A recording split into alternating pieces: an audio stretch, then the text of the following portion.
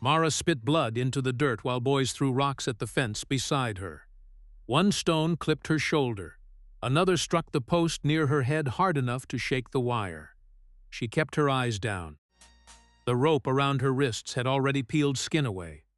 Her swollen stomach pressed against the wood every time she tried shifting her weight. Look at her! She ain't crying. She will. Men stood around the yard outside the feed store, watching like they had paid for entertainment. Nobody stepped closer. Nobody stepped away either. A few women stared from porches without speaking. One older woman crossed herself when Mara lifted her head. Sheriff Vale leaned against the water trough, chewing tobacco slowly. She buried one husband already, he said. A ranch hand laughed. Maybe she wanted another grave. Mara stared at the sheriff. You got proof? Vale shrugged. Town don't need proof today. You're supposed to protect people. I protect peace. A rotten apple struck her cheek. Boys laughed again. The dead man had been buried 2 days earlier. Elias Mercer, her husband, found in the river with half his skull split open. By morning, the town had already decided Mara killed him for his land. Nobody mentioned the bruises around Elias's throat. Nobody mentioned the blood found in the governor's stable. Those details disappeared fast. A heavy-set man stepped forward from the crowd. Tell us where you hid the hammer. I didn't kill him. You expect us to believe that? I don't care what you believe. He slapped her hard enough to twist her face sideways. The crowd stayed quiet after that. Silence rolled heavier than shouting. Mara tasted blood again and looked down at her stomach. One of the boys whispered, Is the baby dead? No, Mara muttered. The boy frowned. How you know? Because I'm still angry. The sound of hoofbeats pulled every head toward the road. A rider moved through the dust slowly, leading a dark horse behind him. Tall, broad shoulders, old coat covered in trail dirt. He stopped near the fence without speaking. Someone muttered, Cade Holt, Sheriff Vale straightened. This ain't your concern. Cade looked at Mara first. Her face was bruised purple beneath one eye. Rope burns circled both wrists. She could barely stand. Who tied her? He asked. She's accused of murder. That ain't what I asked. Nobody answered him. Vale spat into the dirt. Ride away. Cade climbed down from his horse carefully. Calm movements. No rush. That somehow made the crowd more nervous. Mara watched his hand rest near the knife on his belt. You touch that rope, Vale warned. Then stop me. Cade stared at him a long moment. You finished? Vale's jaw tightened. You threatening a sheriff? No. Then what are you doing? Cade pulled the knife free. Cutting rope. 2 deputies stepped forward instantly. Men shifted their hands toward pistols. Mara closed her eyes briefly. She expected gunfire. Instead, she heard the clean slice of rope fibers falling apart. Her knees buckled the second her hands came free. Cade caught her before she hit the ground. She hated how quickly her body gave out against him. The crowd looked almost disappointed she had not fallen face first into the dirt. Vale stepped closer. You just made yourself part of this. She pregnant, Cade said quietly. That don't clear her. No, but it should shame you. One deputy barked a laugh. Since when you care about shame? Cade ignored him. He rubbed blood back into Mara's hands slowly to wake feeling in her fingers. Can you walk? He asked. Yes. She tried. Her legs nearly collapsed again. No, Cade corrected softly. You can't. He lifted her into the saddle of his spare horse. The movement pulled a sharp breath from her throat. You should left me there, she whispered. No, they'll come for you, I know. Vale rested his hand on his revolver. Last chance, Holt. Cade mounted beside her. You gonna shoot a woman carrying a child? I might shoot you, then do it before I ride away. Nobody moved. Even the boys had gone quiet now. Wind pushed dust through the yard. Somewhere nearby, a screen door creaked open and shut. Mara looked back once as they started down the road. The town seemed smaller already, meaner too. Faces blurred together behind the drifting dust. She spotted the old woman from the porch staring straight at her with tears in her eyes. Cade kept one hand near the reins of Mara's horse as they rode. You hurt anywhere else? He asked. All over. You bleeding? Not from the baby. That wasn't my question. Mara glanced at him carefully. Why help me? Cade looked ahead toward the empty hills. Because nobody else did. The sun dropped lower while they rode past dry fields and abandoned sheds. Mara kept looking over her shoulder at the riders following them. None tried hiding anymore. She recognized two brothers from town carrying rifles across their saddles. Another rider wore the same church coat Elias used to own before he died. Seeing it made her stomach twist harder than the ropes had. "You knew my husband?" she asked. Cade nodded once. "Did you like him?" "Sometimes." "That bad?" "He talked too much when he drank. He drank because he was scared." "Of what?" Mara looked down at her hands. Dirt still clung beneath her nails from clawing at the fence posts earlier. "Something bigger than this town," she said. Cade studied her face briefly. "You know who killed him?" Mara stayed quiet so long he almost stopped waiting for an answer. Finally she whispered, "I know who wanted him dead."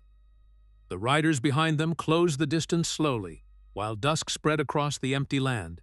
Far ahead, the ranch house waited alone beside dead trees and broken fencing. Mara woke reaching for a knife she did not remember losing. Her hand slammed into empty straw instead. A sharp voice answered from the darkness beside her. "Easy." Mara jerked upright hard enough to groan from the pain in her ribs. A lantern burned low near the barn wall. Rain tapped softly against the roof overhead. A woman sat nearby, holding a bowl of steaming water across her lap. "Where am I?" Mara asked. "Safe enough." The woman looked younger than Mara expected. Thin, pale, dark hair tied back tight, burn scars twisted across both forearms like old rope marks. Mara stared at them too long. "You always look at people that hard?" the woman asked. "You always answer questions with questions?" The woman almost smiled. "Cade brought you in half dead. Where is he?" "Outside, watching the road." Mara tried standing. Pain cut through her stomach instantly. The woman moved fast and shoved her gently back onto the cot. "Sit down before you hurt the baby." "You a doctor?" "No." "Then stop touching me." "Fine." The woman handed her a rag instead. Mara cleaned dried blood from her mouth slowly while studying the barn around her. Strange symbols had been carved into the wooden beams overhead. Some looked like circles with slashes through them. Others looked almost like names scratched out by angry hands. "What are those?" Mara asked. The woman followed her gaze. "Old marks." "For what?" "Keeping things away." Mara frowned. "What things?" The woman stood before answering. "Depends who's asking." The barn door opened before Mara could push further. Cade stepped inside carrying wet firewood under one arm. He stopped when he saw Mara awake. "You still alive," he said. "Disappointed?" "Not yet." The younger woman rolled her eyes. "He talks like that when he's worried. I ain't worried. You checked the road 6 times. Cade ignored her and set the wood beside the stove. Mara watched him quietly.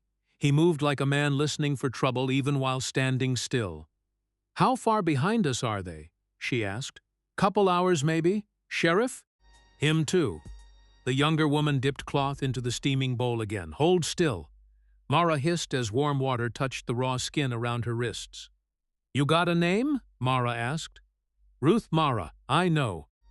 Ruth wrapped fresh cloth around her wrists carefully. The burn scars stretched and tightened every time her fingers moved. Mara noticed one scar, shaped almost like a handprint near her elbow. "What happened to your arms?"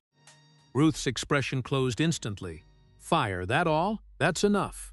Cade stepped between them before Mara could ask more. "You hungry? I might be. Then move."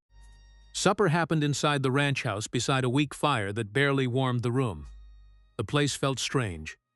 Too quiet, no family pictures, no books, just old furniture and locked cabinets. Mara noticed another carved symbol above the doorway leading deeper into the house. Ruth set beans and hard bread onto the table. Nobody prayed before eating. Cade finally spoke. "You kill your husband?" "No." "You lie often?" "When I need to." Ruth glanced nervously between them. "Maybe don't start this tonight." Cade kept staring at Mara. "Ilias worked for the governor's land office." Mara froze with bread halfway to her mouth. "How do you know that?" "I know plenty." "He quit. Men like the governor don't let people quit." Mara looked toward the dark window beside the table. "You shouldn't say his name loud," Ruth whispered. "He'll hear you." Cade leaned back slowly.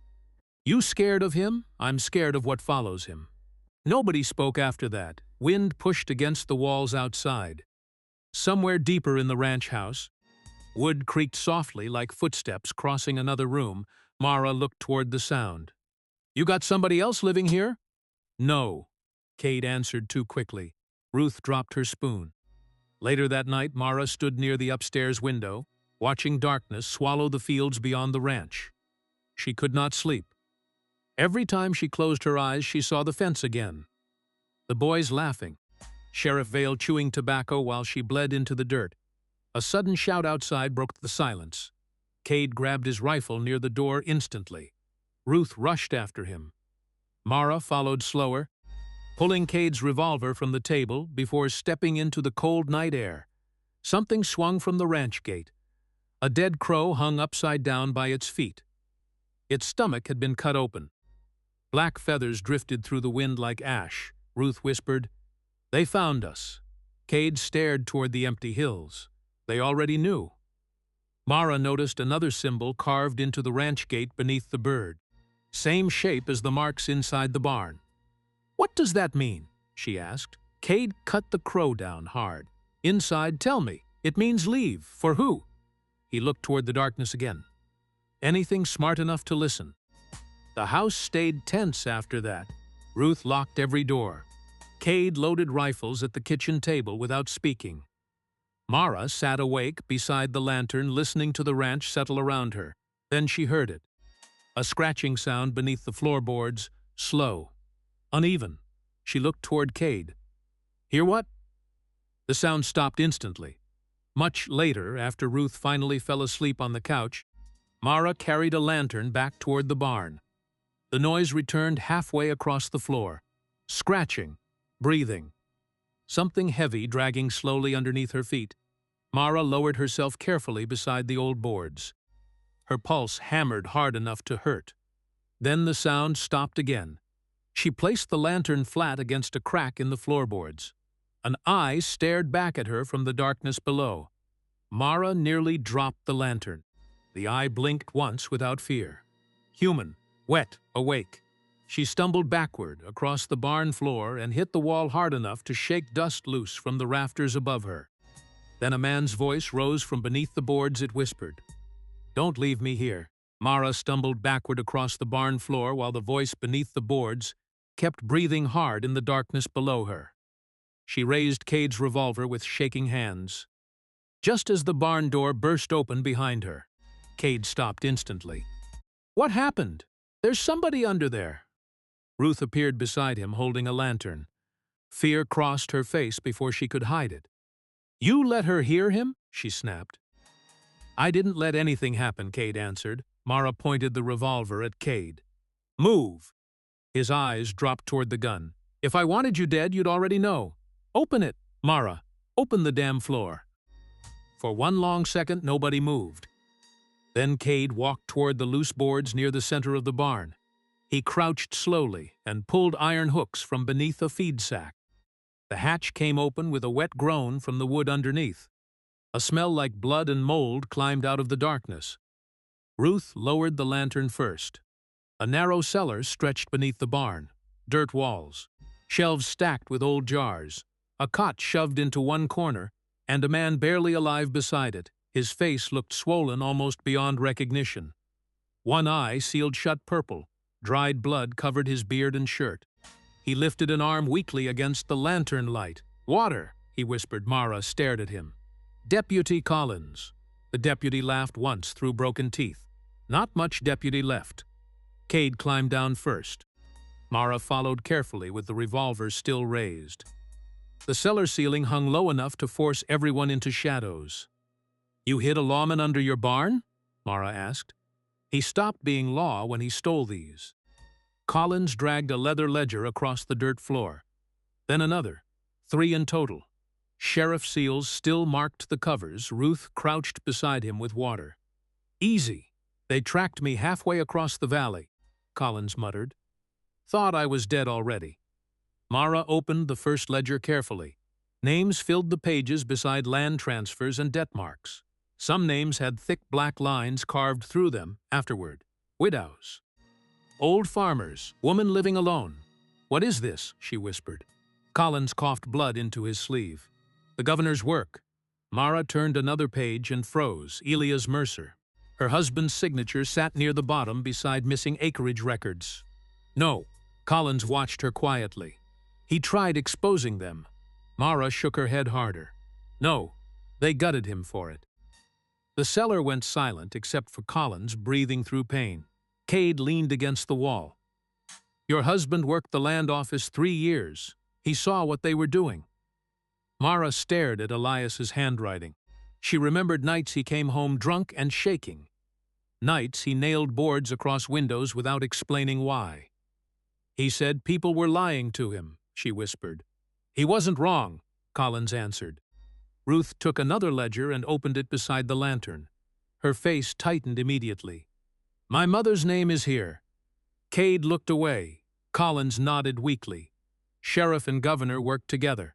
They accused widows of theft, madness, murder, anything that scared folks enough to force them off land. "And the women who fought back?" Mara asked. Collins swallowed slowly. "Some vanished." Mara felt cold despite the cramped heat underground. "You knew all this?" she asked Cade. "I knew enough. And you still stayed here?" "Somebody had to." Ruth rolled her sleeves down suddenly over the scars on her arms. Mara noticed anyway. "They burned you too?" she asked softly. Ruth stared at the floor. "They locked me inside a church. Why?" I said no. "No to who?"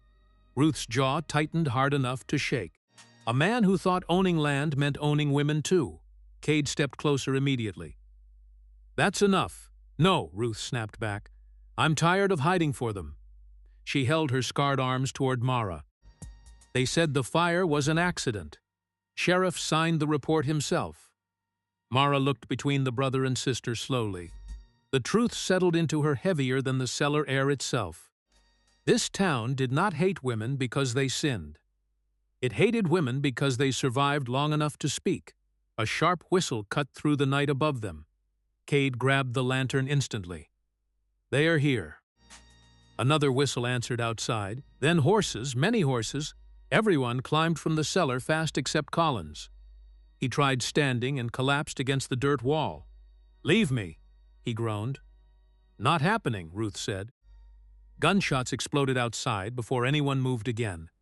Wood splintered near the barn doors. Sheriff Vail's voice rolled through the darkness outside.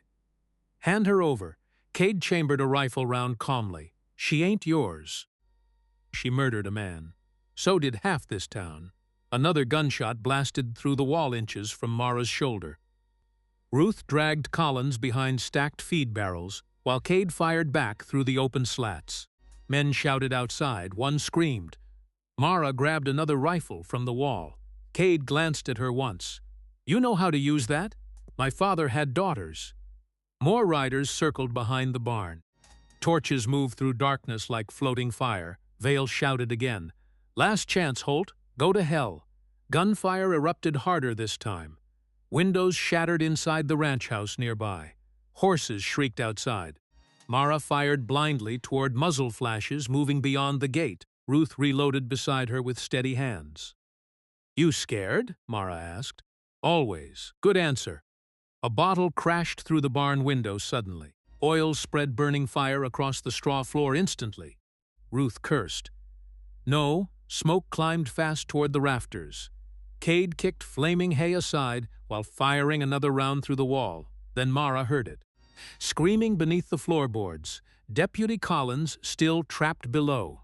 The fire spread across the beams, carrying thick black smoke into every corner of the barn. Mara dropped beside the hatch and grabbed the iron handle with both hands. Cade caught her arm.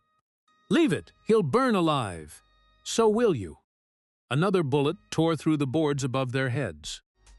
Ruth fired back through the smoke without even looking. "More riders behind us," she yelled. Collins pounded weakly from beneath the hatch. "Please."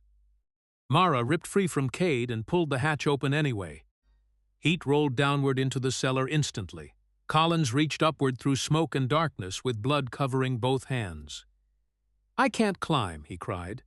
"You can," Mara shouted back. "Or you die down there, outside." Sheriff Vale's voice cut through the gunfire again. "She ain't worth this, Holt." Cade raised the rifle to the flames and answered coldly, "That's where you're wrong." Behind them, the burning rafters cracked apart. While horses screamed beyond the fences, Cade kicked the burning hatch shut, just before the roof beams collapsed above it. Collins screamed once beneath the floorboards, then the sound vanished under the roar of fire. Mara froze beside the smoke until Cade grabbed her arm hard enough to pull her backward. "Move. He's still alive. Not for long."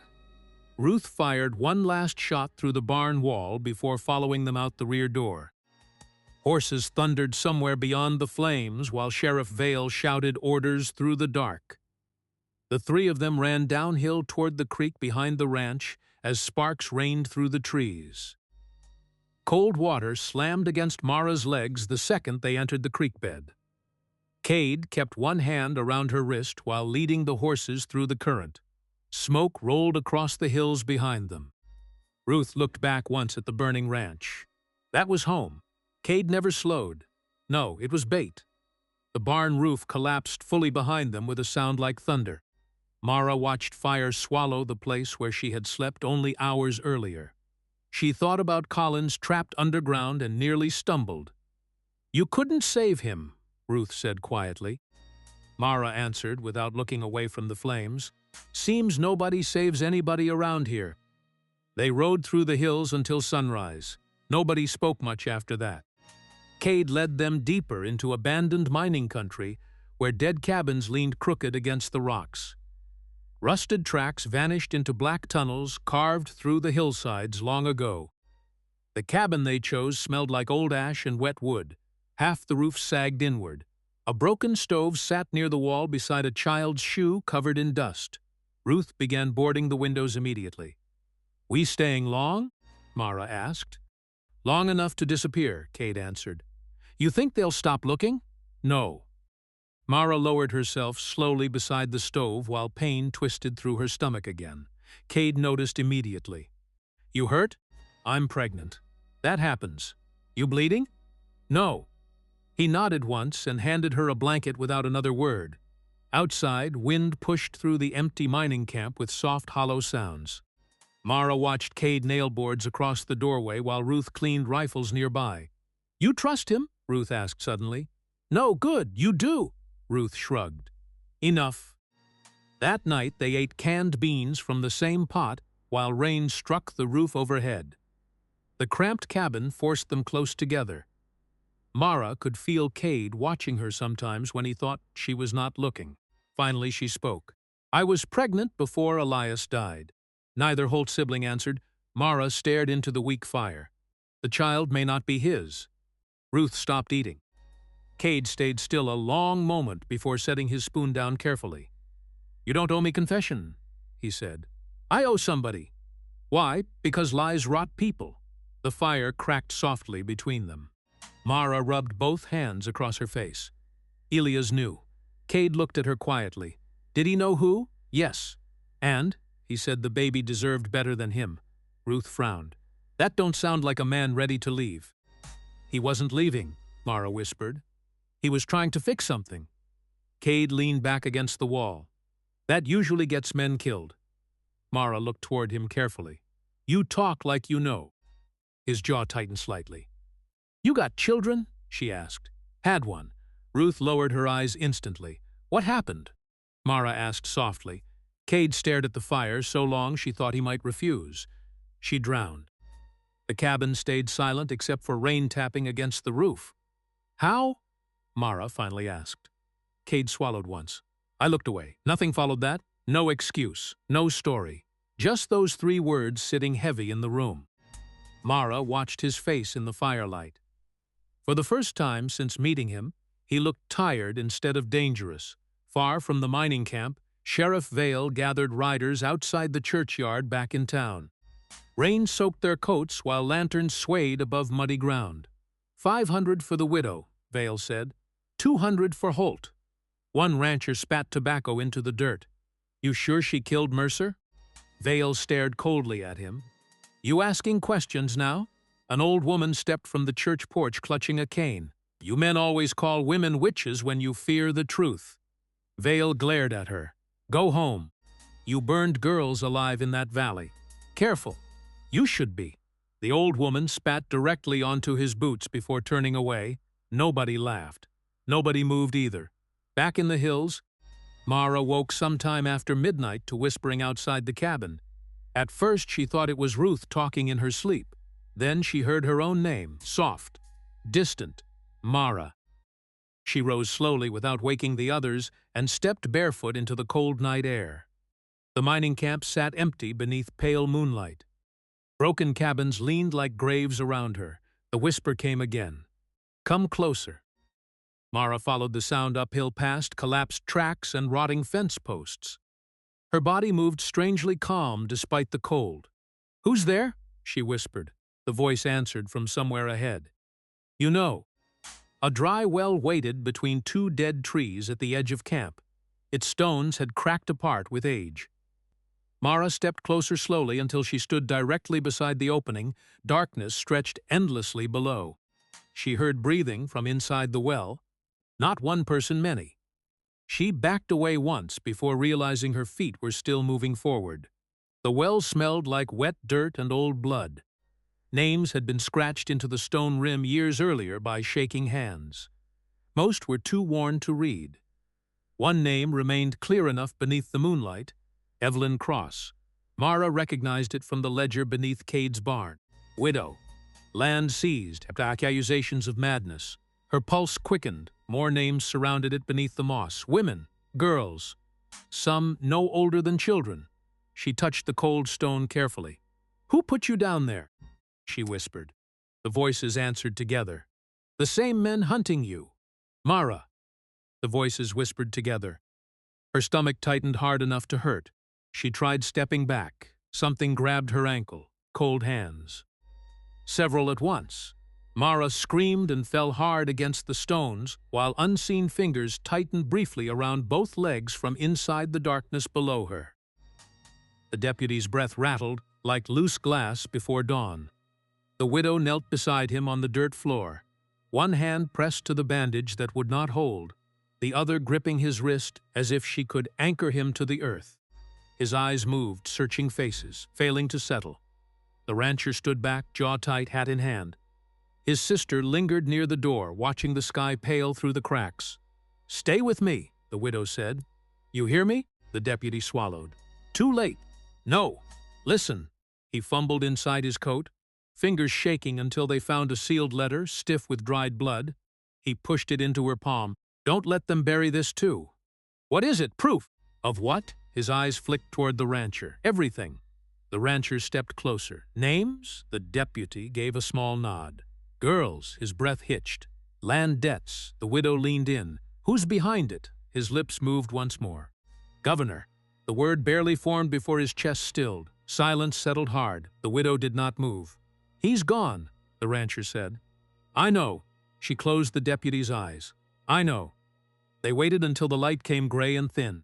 No one spoke as the widow broke the seal. The paper inside crackled like dry leaves.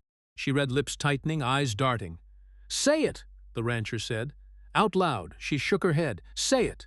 Her voice came flat. Names of girls. She swallowed. Ages. She kept reading. 15, 14, 12. The rancher cursed under his breath. Sold through debt. To who? His sister asked. Men tied to land claims, the widow said. Judges signing papers. Sheriffs enforcing them, the rancher added. She kept reading, slower now. Families owing money. Daughters taken as settlement. The rancher's hand clenched. They buy judges. They buy sheriffs. His voice rose. They buy graves. The widow turned the page. Her breath caught. What? He asked. She did not answer. What name? She held the paper out, but her hand trembled too hard to read. The rancher took it, scanned, then froze. No, say it. It's him. The widow's voice broke. My husband. The word hung like smoke. He helped them. The rancher shook his head. Maybe. No, maybe. He tried stopping it later. You don't know that. I know men like him. You knew nothing about him. The widow stepped closer, eyes sharp. He was in this, or he got pulled in, or he chose it. The rancher exhaled hard. He's dead. That doesn't clean it. She snatched the letter back. Nothing cleans this. They rode without speaking for hours. The letter folded and refolded until the edges frayed. The land flattened into dry fields broken by stone fences and forgotten wells. The widow stared ahead, but her mind stayed fixed on the ink, on the name that would not fade. The rancher guided them toward the old mission, a place he had not seen since boyhood. "You sure it's there?" his sister asked. "That's what the deputy said. Records under the chapel? Buried when things got loud." The widow tightened her grip on the reins. "We dig them up. If they are still there," the rancher said. "They are." Her voice carried a certainty that made him glance over. "How?" "Because men like that don't destroy records." She looked at him. "They keep them close." The mission rose from the earth like a wound that never closed. Cracked walls, broken bell tower, doors hanging open. The air felt wrong before they even stepped inside. The rancher dismounted first, hand near his gun. "Stay close." The widow followed, letter tucked inside her coat. His sister came last, eyes scanning the horizon. Inside, the chapel smelled of dust and old wood. Rows of pews leaned unevenly, the altar stripped bare. Light filtered through holes in the roof, laying pale stripes across the floor. "Where?" the widow asked. "Under the boards," the rancher said, "near the front." They moved forward, boots echoing softly. The widow paused, her gaze dropping to the pew beside her. She ran her fingers along the wood, then stopped. "Look!" The rancher leaned in. Letters carved deep, uneven names, dozens of them. "There's more," she said, moving to the next pew. "More names." And the next. Hundreds, cut into every surface, overlapping, desperate. The sister whispered, "They were here." The widow traced a line with her finger. "They carved themselves into the place, so they wouldn't vanish," the rancher said. The widow's eyes moved to a larger carving beneath the last row. The words were jagged, cut hard enough to splinter the wood. She read them aloud. "We were never missing." Silence followed, thick and choking. The sisters stepped back. They knew no one would come," the widow said, "so they left this." The rancher forced himself to move. Boards. He dropped to his knees near the altar, prying at the loose planks with a knife. The wood gave slowly, nails resisting until they snapped. Dirt lay beneath, packed hard. He dug with both hands, throwing soil aside. "Help me!" The widow joined him, fingers clawing into the earth. The sister hesitated, then knelt too, digging faster than the others. "Here!" she said suddenly, hitting something solid. A box, rotted but intact. The rancher pulled it free, brushing off dirt. "Open it!" He pried the lid. Inside, papers bound with twine edges yellowed. He lifted them carefully. "Records," he said. The widow took one, scanning. "Transactions. Names? Yes." Her breath quickened. "Dates." She flipped another. "More girls." The rancher's sister stared at the pile. "All of them." The widow looked up, eyes burning. "This is it." The rancher nodded. "Enough to hang them." "If anyone listens," his sister said. The rancher's jaw tightened. "They will." She sat back on her heels, staring at the carvings again. "I killed a man," she said suddenly. The words cut through the air. The rancher froze. "What?" "Years ago." She kept her eyes on the wood. "He came at me in the barn." The widow turned. "What happened?" "I fought." Her voice stayed flat. "I had a knife."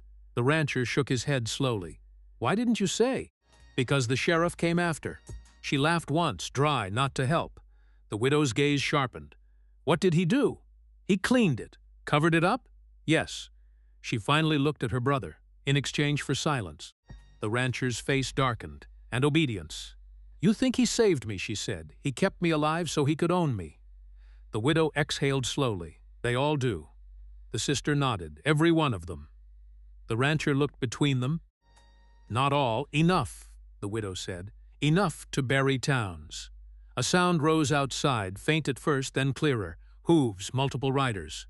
The rancher stood, hand on his gun. "They found us." The widow gathered the papers quickly, stuffing them into her coat. "We don't leave this." "We won't," he said. His sister moved to the doorway, peering out. 5, maybe 6. "Armed?" "Always." The rancher stepped beside her. "We hold them here." The widow shook her head. "No. We run?" "No." She looked back at the carvings, at the words cut deep into the wood. "We stand." The rancher met her gaze. You sure? I'm done running?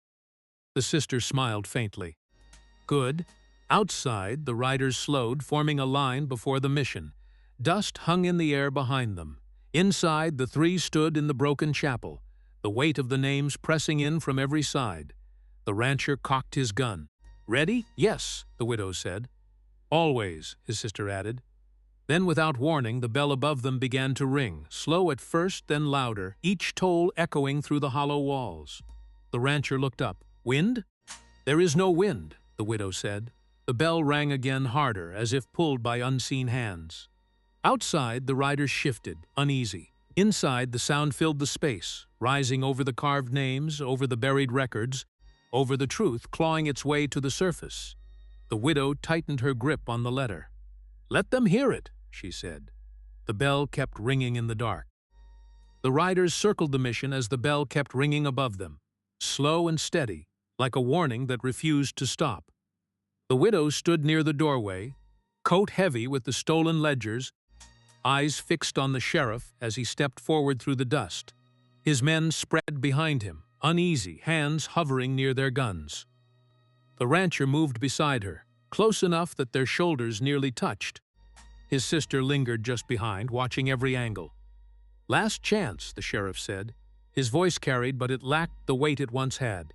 The widow did not move. You had yours, she replied. The sheriff's jaw tightened.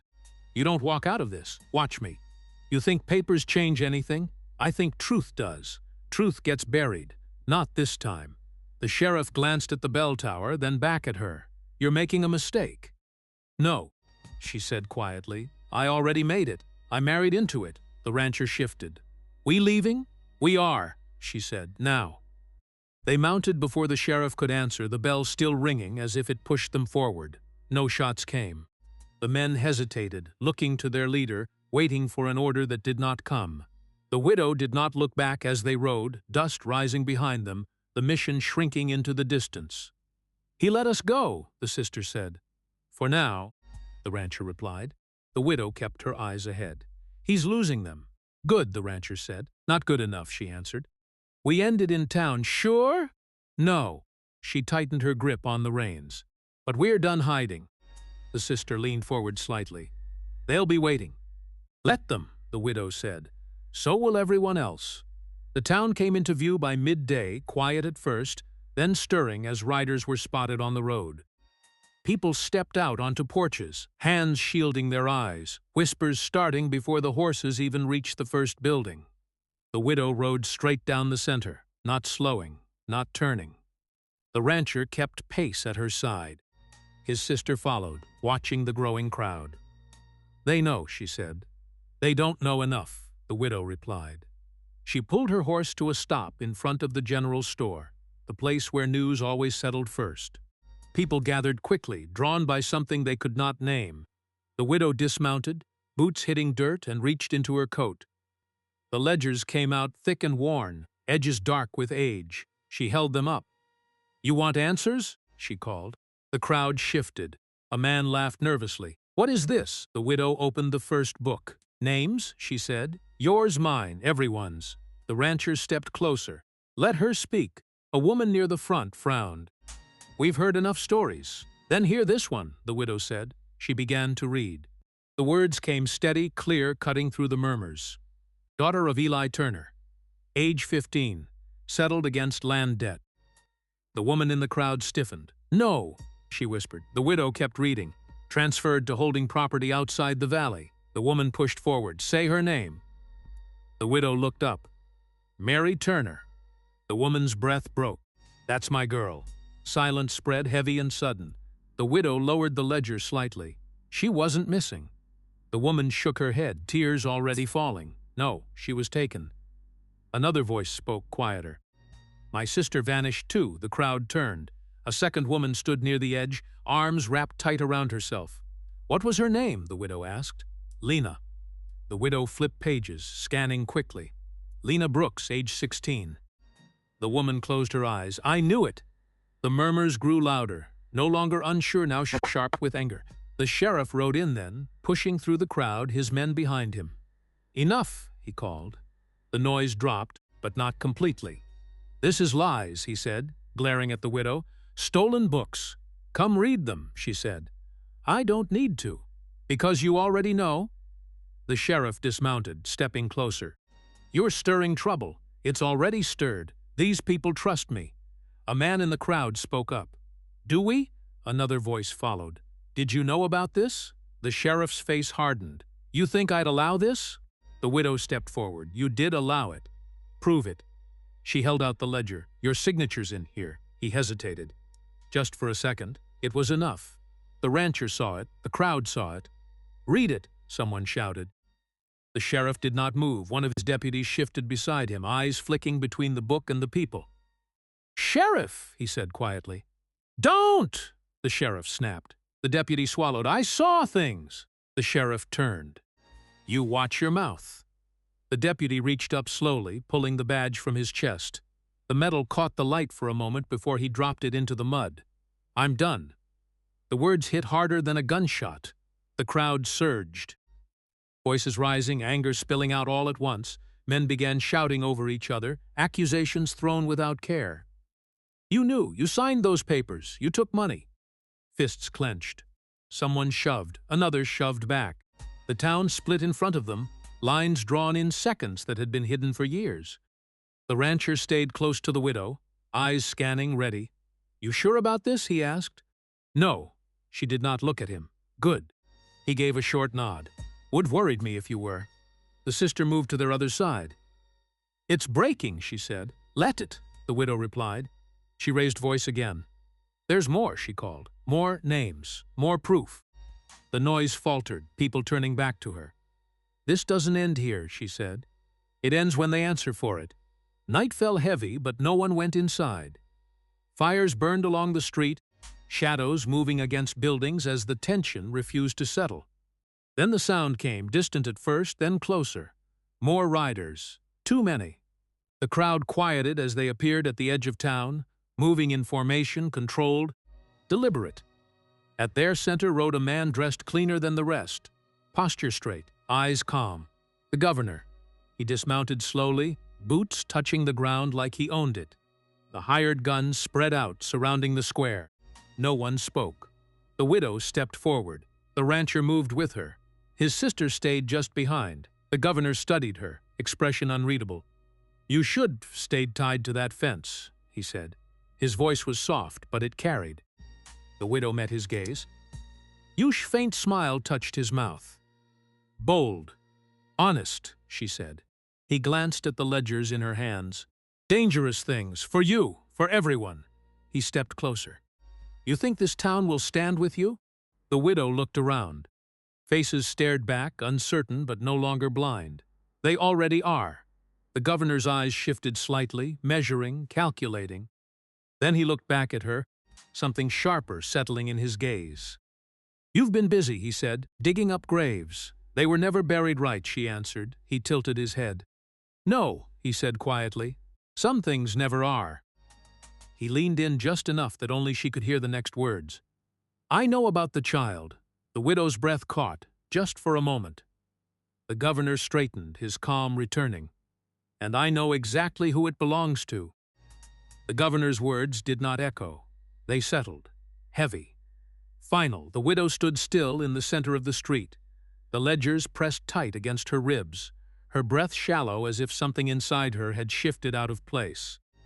The rancher watched her closely, reading the change before she spoke. "What did you say?" she asked. The governor's face remained calm. "You heard me. Say it again." "The child you carry," he said, voice even, "is not a mystery to me." The rancher stepped forward. "Careful." The governor glanced at him. "You should be more concerned about her." The widow's eyes did not leave his. "You're lying. I don't need to. You don't get to touch this." "I already have," he said quietly. The words landed like a strike. The rancher's hand tightened around his gun. "That's enough." The governor tilted his head slightly. "Ask yourself why your husband started digging." The widow's voice cracked. "Don't." "He found things," the governor continued. "Things about me, about my family." "Stop talking." "About children," he said. "Born from force, hidden, removed." The widow shook her head, stepping back. "No." "He tried to gather proof," the governor said. And when he realized what it meant, he ran. The rancher cut in. He died. Yes, the governor said, trying to fix something already rotted. The widow's voice broke. He knew? He knew enough. And he said nothing to me. He was protecting you, the rancher said quickly. Or hiding from himself, she snapped. Silence followed. The governor watched them both. Either way, he said, the truth is already inside you. They pulled away before the tension snapped into violence, retreating toward the ranch house at the edge of town as the governor's men tightened their hold on the streets. Fires began before midnight. One building, then another. Smoke rolled low across the ground, carrying the smell of fear with it. Doors slammed. Windows shuttered. Anyone who spoke too loudly disappeared by morning. The widow sat inside the ranch house, staring at the ledger open in her lap, though she was no longer reading. The rancher paced. His sister stood near the window, watching shadows move outside. They're locking it down, she said. I see it, the rancher replied. The widow spoke without looking up. He's cleaning it. He's hiding it, the sister said. Same thing. The rancher stopped pacing. We can still leave, the widow shook her head. No, you don't owe this place anything. I do now. She finally looked up, eyes hard. This child does. The rancher hesitated. You don't know that, I know enough. It could be his, he said quietly. The room stilled. The widow held his gaze. Say it. He exhaled. It could be the governor's. Or it could be my husband's, she replied. Or it could be both things tangled together in a way that doesn't matter anymore. The sister turned from the window.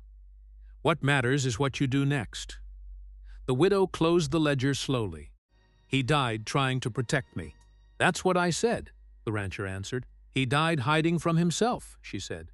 The rancher stepped closer. You don't know that. I know he never told me. He was scared. So am I. Her voice softened for a moment, then steadied. But I'm not running. The rancher looked at her, something unspoken building behind his eyes. You don't need me, he said. She nodded. I know. Then why stay? His voice dropped. Because you did. The answer hung between them, simple and heavy. The sister shifted slightly, giving them space without leaving.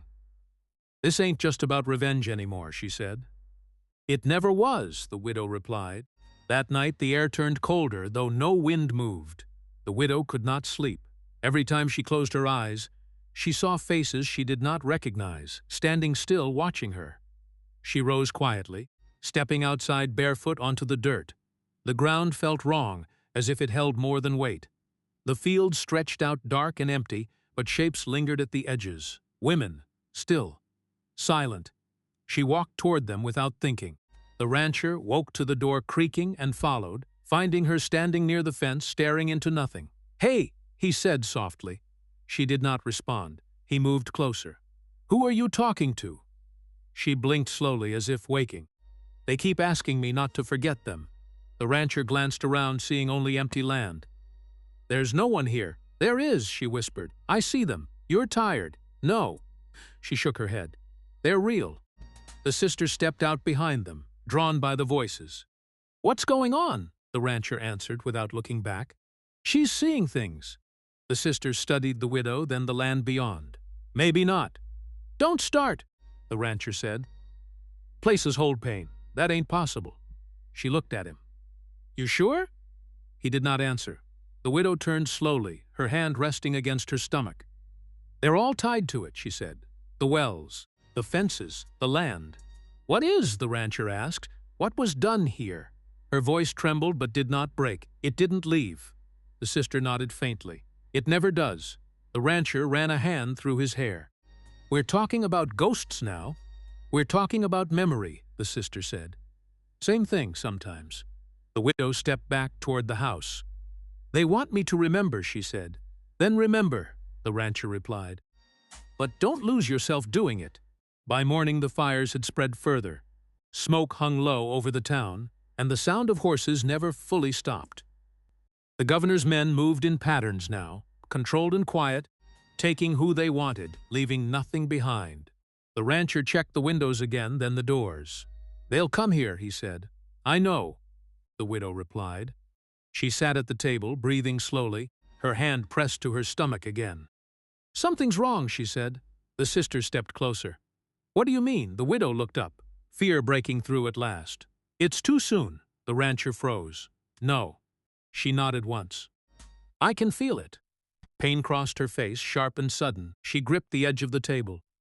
It's starting. The sister moved quickly. Lie down. No time, the rancher said, moving toward the door as the sound of hooves approached. They're here, the widow gasped, doubling slightly. Not now, the sister took her arm. You don't get to choose. Outside, riders formed a circle around the house, shadows moving through the smoke. The rancher loaded his gun, jaw set. And her? The sister asked. He looked back at the widow, then at the door. We hold everything. The widow steadied herself, breathing hard, eyes locked on the space in front of her, as another wave of pain hit. Don't let them take this, she said. The rancher nodded once. They won't. The sound of boots hit the porch. A fist slammed against the door. The sister helped the widow toward the back room. Stay with me, she said. The widow nodded. Teeth clenched. Outside, a voice called out. Open up! The rancher raised his gun, stepping into position as the house tightened around them. Inside, the widow cried out as the pain deepened, her body turning against time itself. Outside, the circle closed. The first shot shattered the front window before the widow could catch her breath. Glass burst inward, scattering across the floor as she doubled over, a sharp cry tearing out of her chest. The rancher moved fast, dragging the table against the door, flipping chairs, forcing anything solid into place. His sister shoved a cabinet across the back entrance, hands shaking but steady enough to finish. Another shot cracked through the wall, splintering wood. Down, the rancher barked. The widow dropped to her knees, gripping her stomach as another wave hit. You breathe, he said, crouching beside her for half a second before rising again. I am breathing, she snapped. You're screaming. Then I'm alive. He nodded once, then turned back to the door as it rattled under another blow. Outside, boots pounded against the porch, voices overlapping. Orders breaking apart as gunfire echoed from somewhere deeper in town. The sister pressed her back to the wall, gun raised. They're not alone, she said. Town's fighting back. The rancher listened, hearing it now, scattered shots in every direction. Good, he muttered. The widow gasped again, her body tightening. Not good, she said through clenched teeth. Not for this. He glanced back, torn. We hold here, he said. We hold until it breaks. Another crash shook the door. A board cracked. Light cut through the gap. The rancher fired once, the shot loud and close, followed by a shout outside. Silence hit for a beat, then footsteps retreating. They'll regroup, the sister said. Let them, he replied. He looked back at the widow again. Stay with me. I'm trying, she said, breath uneven. Feels like it's tearing through me. That's it working, the sister said, moving closer. You keep going. The sheriff stood in the street near the courthouse, the ledger open in his hands, the page shaking as he read. Smoke drifted past him, the town breaking apart around him, but he did not move. His eyes fixed on one line, one name that refused to change no matter how many times he blinked. No, he said under his breath. A deputy approached, hesitant. Sheriff? He held up the book. You see this? The deputy leaned in, then froze. That's my daughter, the sheriff said. The word came hollow. He closed the book slowly, then looked up toward the courthouse where the governor's men had gathered. His face hardened. Get the others, he said. What are we doing? The deputy asked. The sheriff stepped forward, hand settling on his gun. We stopped serving. Inside the ranch house, the widow cried out again, louder now, her body forcing her forward. The sister knelt beside her, steadying her shoulders. Listen to me, she said. You don't fight it. I can't not fight it, widow gasped. You can. It hurts. I know. The rancher paced once, then stopped, running a hand over his face. We can't stay here, he said. They'll burn it. The sister looked up. Then we move. Move where? Courthouse, she said. Stone walls. The rancher hesitated, then nodded. We go now. He moved to the door, listening. Silence outside. Too quiet. He pulled the barricade back just enough. Stay close, he said. The widow pushed herself up with effort, leaning on the sister. I'm not dying in that house, she said. You're not dying, the rancher replied. You're bringing something into it. They stepped out into chaos. smoke, shouting, gunfire snapping through the air. The rancher fired twice as they crossed the yard, driving back a pair of men rushing toward them. The sister kept the widow moving, one arm tight around her as another contraction hit. "Keep going," she said. "I am," the widow answered, though her legs shook. They reached the street, joining the flow of people moving toward the courthouse, drawn by something larger than fear. The sheriff stood at the steps now, facing the governor, who remained calm despite the shifting tide. "You lied to me," the sheriff said. The governor's expression did not change. "You served me. I trusted you. That was your mistake." The sheriff lifted the ledger. "My daughter," he said. The governor glanced at it briefly. One of many. The words broke something. The sheriff drew his gun. The first shot came from the crowd, then another, and suddenly the air filled with it, bullets striking stone, wood, flesh. The rancher pushed the widow toward the courthouse doors. "Inside," he said. They stumbled through as people surged around them. The sister turned once, firing back, then followed. Inside, the space echoed with chaos, voices shouting, boots pounding across the floor. The widow collapsed to her knees near a bench, clutching her stomach as another wave tore through her. "Now," she gasped. "It's now." The sister dropped beside her. "Then we do it here." The rancher turned, scanning the room, gun raised. "I'll hold them." "You better," the sister said. The governor moved through the back hallways and controlled, heading toward the jail beneath the courthouse. The sheriff followed, slower but determined, blood on his sleeve. "You don't walk away," he called. The governor did not turn. "I always do." He reached the hidden door, pulling it open to reveal the narrow tunnel beyond. Before he could step through, hands grabbed him from behind, townspeople, faces hard, eyes empty of hesitation. They dragged him back, ignoring his guards, overpowering them with sheer force. "No," he said sharply, struggling for the first time. "You don't get this." They pulled him into the open, into the light spilling through the broken doors. The women gathered first, silent, still. They stepped forward without a word, forming a circle around him as the rest of the town pressed in behind. The governor looked at them, something flickering in his eyes that had not been there before. The widow stood at the edge of the circle, supported by the sister, her face pale, sweat cutting through the dust. She took a step forward, then another. Pain slowed her, but it did not stop her. The rancher watched, gun still in his hand, unsure where to aim it anymore. The widow reached the center, facing the governor. "You tied me to a fence," she said. His lip curled slightly. "You were nothing." She shook her head. "No." She turned slightly, looking at the women around her, at the town behind them. "You made us believe we were." Silence followed. The governor opened his mouth to speak, but the rancher moved first. The shot was clean. Quick. It ended before the crowd could surge. The governor dropped, the tension breaking in a way that did not explode but collapsed inward. The rancher lowered the gun slowly. "Not for him," he said quietly. "For them." The sheriff stood a few steps away, staring at the body, then at the ledger still in his hand. He let it fall. Around them, the crowd did not cheer. They did not move. They simply stood, the weight of everything settling at once. The widow swayed, her strength finally giving out as another contraction hit harder than the rest. She cried out, dropping to the ground as the sister caught her. "It's time," the sister said. The rancher rushed to her side, kneeling, hands unsure but present. "I'm here," he said. The widow gripped his arm, eyes locking onto his. "Don't let it be for nothing," she whispered. "It won't," he said. Behind them, the courthouse began to burn, flames catching along the broken walls, smoke rising into the sky. The fire spread fast, feeding on everything that had been hidden inside it. The widow's body tensed again, then pushed forward, life forcing its way through pain as the town stood witness.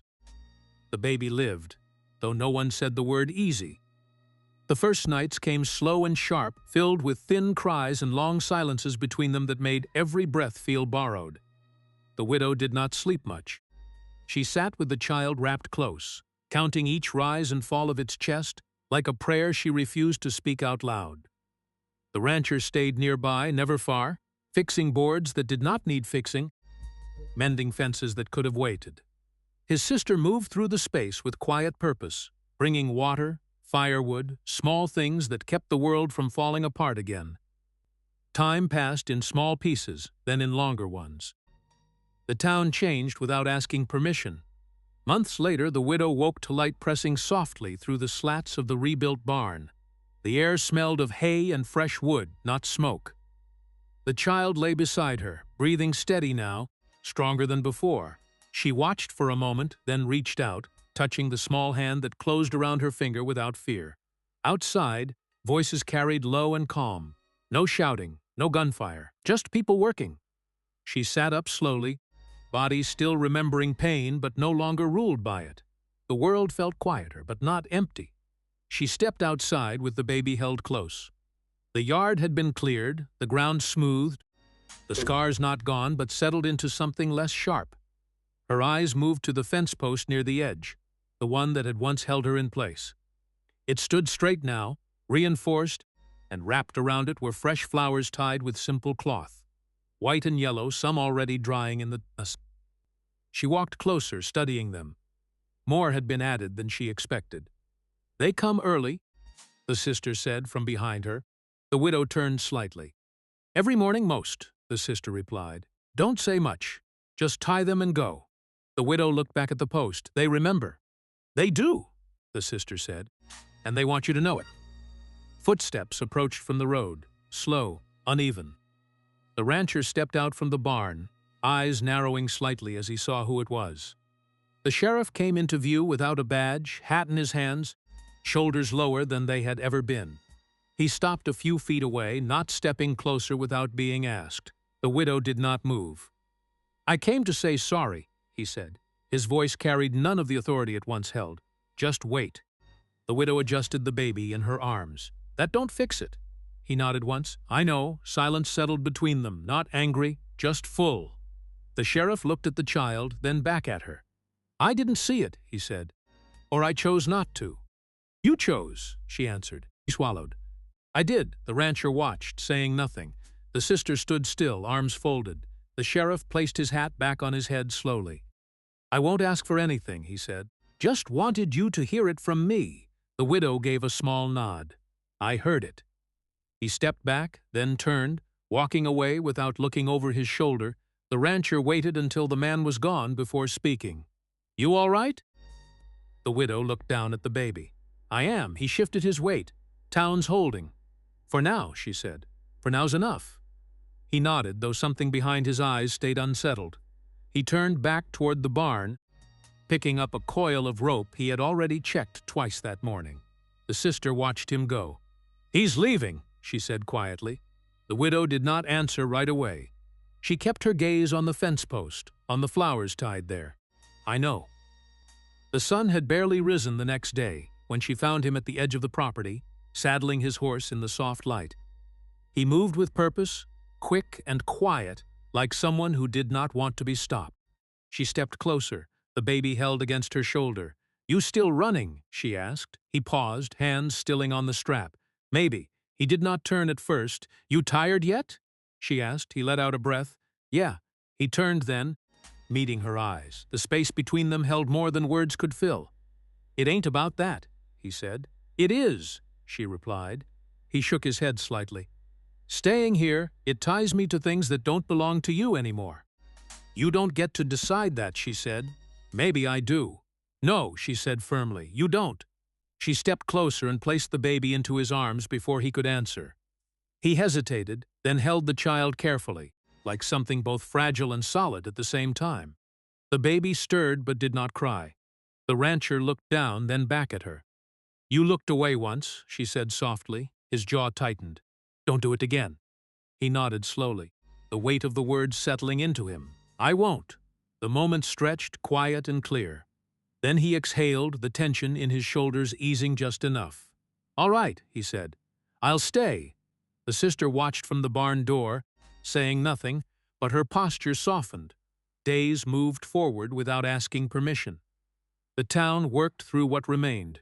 Burned records were gathered and buried, not to hide them, but to mark that they had been seen. Names were spoken aloud in the open, one by one, voices steady even when they broke. Old graves were found and marked properly, stones set where there had been none, flowers placed where no one had stood before. The land did not forget, but it no longer held everything in silence. The widow walked through it all with the child in her arms, listening more than speaking. People nodded to her now, not out of fear or pity, but something closer to respect. The rancher stayed close, not hovering, just present. His sister moved between them and the town, steady as ever, her own past no longer hidden in the same way. Nothing was clean, nothing was simple, but it was no longer buried. One evening, as the light faded into soft gray, the widow took a lantern and walked alone toward the old well behind the house. The path felt familiar, though the weight it carried had changed. She reached the edge and stopped, looking down into the dark opening. The air was still. No whispers, no movement, just silence. She stood there for a long moment, listening for something that did not come. "You're quiet now," she said under her breath. The words did not echo back. She set the lantern down and picked up the rope, rough against her hands. For a second, she held it without moving. Then she lowered it slowly into the well, letting it uncoil into the darkness below. It fell farther than she expected, then stopped with a faint, distant sound. She tied it off to the post beside the well, pulling it tight to make sure it would hold. She did not look away as she did it. "Not for ghosts," she said quietly. The night stayed still around her. She rested her hand on the rope for a moment longer, then stepped back, leaving it there, a line reaching down into whatever remained. For anyone still climbing out.